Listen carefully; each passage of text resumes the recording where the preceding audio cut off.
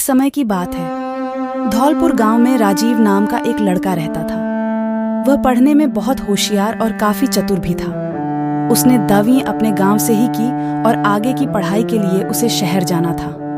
उसके पिता ने उसे कुछ पैसे देते हुए कहा, लो बेटा, शहर जाकर अपना ध्यान रखना और खूब मन लगाकर पढ़ना। पिताजी का आशीर्वाद लेकर राजीव शहर के लिए निकल जाता है।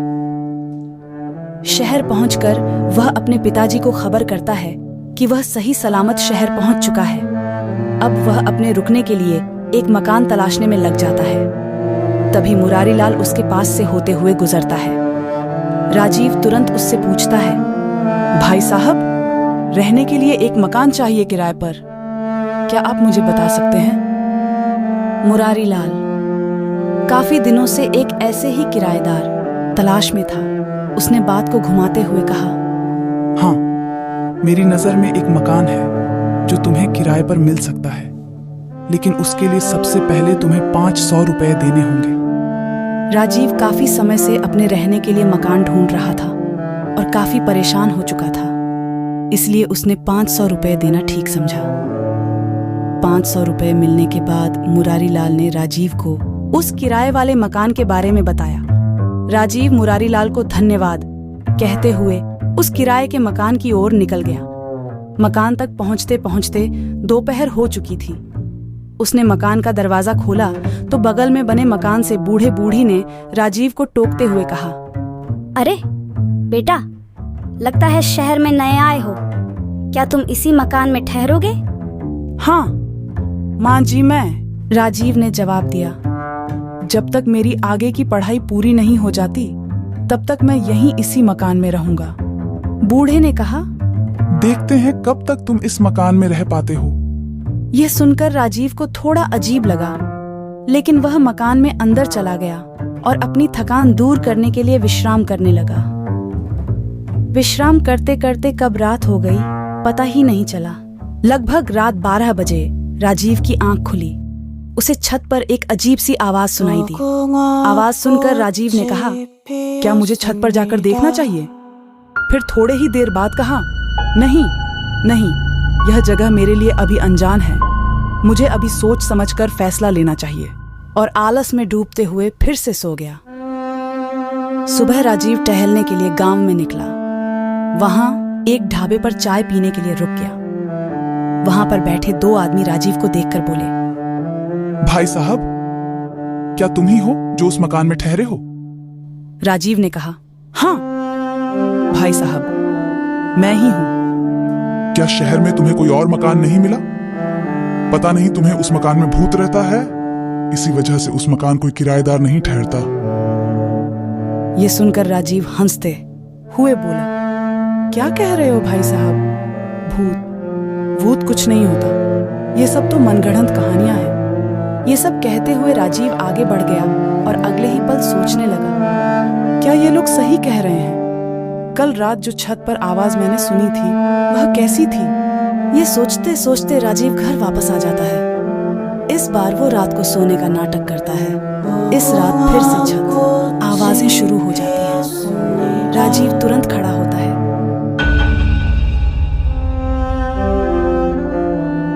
और चुपचाप सारी आवाजों को सुनने की कोशिश करता है। वह देखता है कि बूढ़े और बूढ़ियां दोनों छत पर नाच रहे हैं, वो भी डरावने भेष में।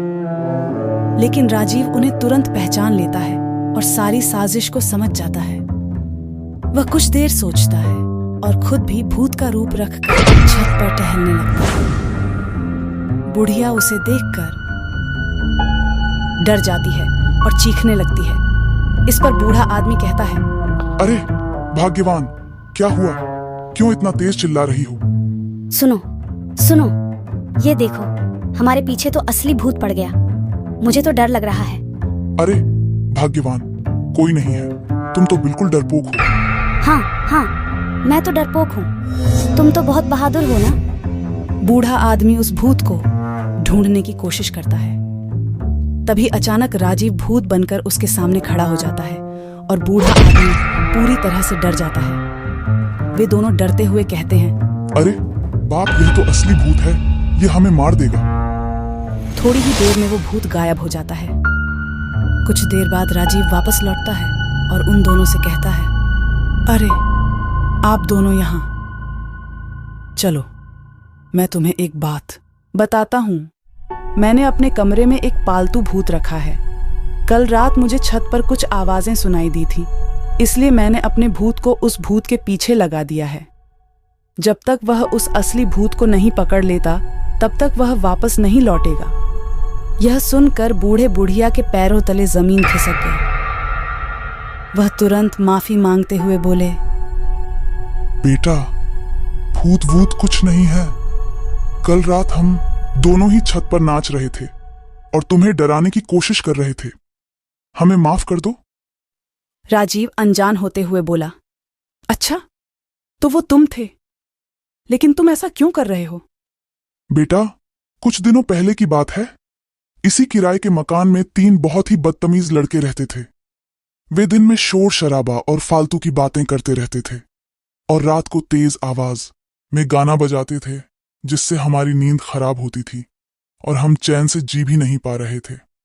उसी दिन से हमने यह सोचा कि अब हम इस मकान में किसी भी आदमी को नहीं ठहरने देंगे। अच्छा, तो यह बात है। अब मुझे यह सारा सच पता चल गया है और अब मैं पूरी पढ़ाई करने तक यहीं इसी मकान में रहूंगा।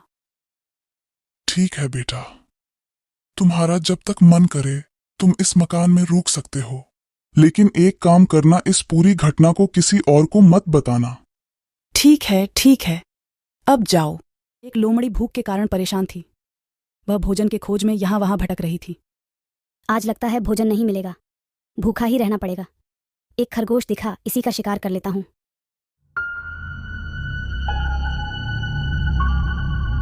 यह भी हाथ से निकल गया। अब मैं पूरी तरह से थक चुकी हूँ। अचानक उसकी नजर एक हरे भरे बाग पर गिरी। उसे वहां से बहुत ही मीठी सी सुगंध आ रही थी। वाह, कितना मीठी सी सुगंध है। वह झट से भागी और बाग में इधर उधर देखने लगी। वह जैसे कदम बढ़ाती थी, उसे सुगंध और भी ज्यादा आने लगती थी। लोमड़ी की भूख सुगंध के कारण और भी बहुत तेज हो गई थी। कड़ी मेहनत के बाद उसने देखा कि बाग तो अंगूर की बेलों से भरपूर भरा हुआ है। वह खुशी के कारण झूम उठी। वाह, क्या अंगूर हैं, पेट भरकर खाऊंगा। वह रसदार, मीठे, रसीले बेलों को खाने के लिए बहुत आतुर थी। उसने आव देखा, नताव बेले खाने के लिए जोर से छलांग लगाई, पर वह धड़ाम करके नीचे गिर गई। उसने दूसरी बार प्रयास किया, पर वह असफल रही। तीसरी बार प्रयास किया, पर फिर से असफल रही। फिर आक्रोश में वह दूर से भागते हुए जोर से छलांग मारा, पर इस बार तो बहुत बुरी तरह असफल हुई। असफलता बार बार हाथ लगने से उसने विचार किया कि अब यह मेरे तकदीर में नहीं है।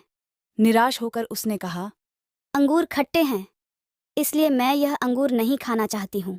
इस मनोरंजक कहानी से हमें यह शिक्षा मिलती है कि जब कोई मूर्ख किसी वस्तु को प्राप्त नहीं कर पाता तो अपनी कमजोरी छिपाने के लिए बहाना बनाता है और उस वस्तु को ही तुच्छ साबित करने की कोशिश करता है।